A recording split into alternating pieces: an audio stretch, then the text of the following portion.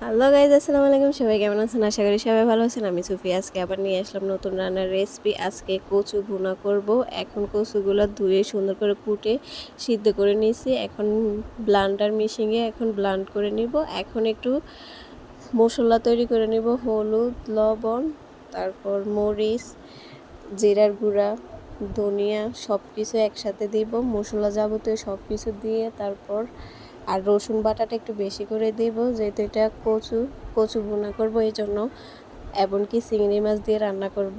আগের বার যেটা দেখাইছি এটা চিংড়ি মাছ দিই এই জন্য এখন চিংড়ি মাছ দিয়ে করবো, এই জন্য আবার আপনাদের সাথে শেয়ার করলাম। এখন পেঁয়াজগুলো অনেকগুলো তেল দিয়ে তারপর পেঁয়াজগুলো দিয়ে দিছি।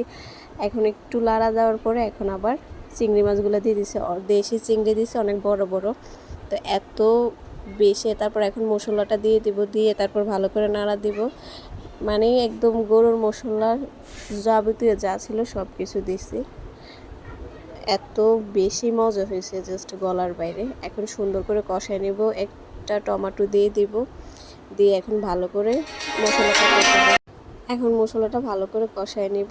নেওয়ার পরে এখন আমি যে পেস্ট করে রাখছিলাম না ওইটা, কচুটা, এখন এটা দেখাবো। দেখেন কি সুন্দর করে হয়েছে, একদম মিনমিন হয়ে গেছে। এখন এটা আমি ঢেলে দিব। এখন সুন্দর করে কষানো। এবার এত বেশি ছিটে পড়তেছিল, মানে এটা লাড়ার সময় এটার তো পানি ছিল, এই কারণে পুরোটা গ্যাস রুম পুরা ভরে গেছে। আর এত বেশি হয়েছে, আর দেখেন পুরো এক করিয়া থেকে লাড়তে লাড়তে একদম কমতে কমতে আধ করিয়া হয়ে যাব। কি সুন্দর করে ভুনা ভুনা হইব।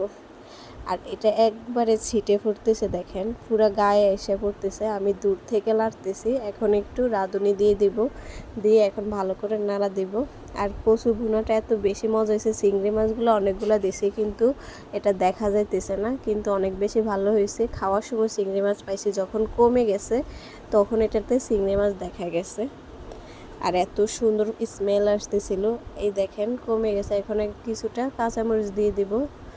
এইভাবে গুঁড়ো মরিচ দিছি, এখন আবার কিছু কাঁচামরিচ দিয়ে দিব। আর দেখেন কমতে কমতে কতটুকু আসছে, আর দেখেন পুরাটা।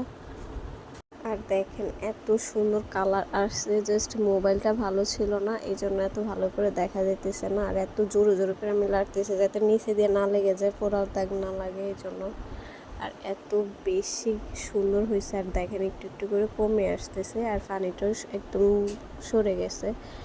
আর এখন দেখেন এটাকে আমি ভালো করে নাড়া দিছি, আর একদম লাল লাল করে নিব। তেলটা অনেক বেশি করে দিছি, পুরো টাইস একদম ভরে গেছে।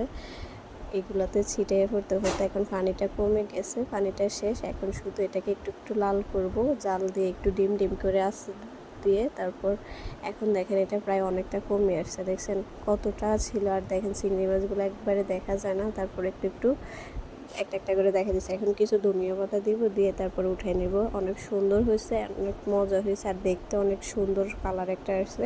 এখন এটাকে আমি নামিয়ে নেব। যারা যারা আমার ভিডিও দেখতেছেন তারা অবশ্যই কমেন্ট করে বলবেন কে কোথায় থেকে দেখতেছেন আর আমার ভিডিও কেমন লাগতেছে। আর অবশ্যই আমার চ্যানেলটা সাবস্ক্রাইব করবেন, ফলো দিয়ে রাখবেন, বেশি বেশি করে ভিডিও দেখবেন, আর বেশি বেশি করে কমেন্ট করবেন। এই দেখেন এত সুন্দর কালার আসছে, এটা জাস্ট হলুদ দেখা যাইতেছে কিন্তু বাস্তবে অনেক সুন্দর কালার। ওকে, ভালো থাকবেন। আসসালামু আলাইকুম, আল্লাহ হাফেজ।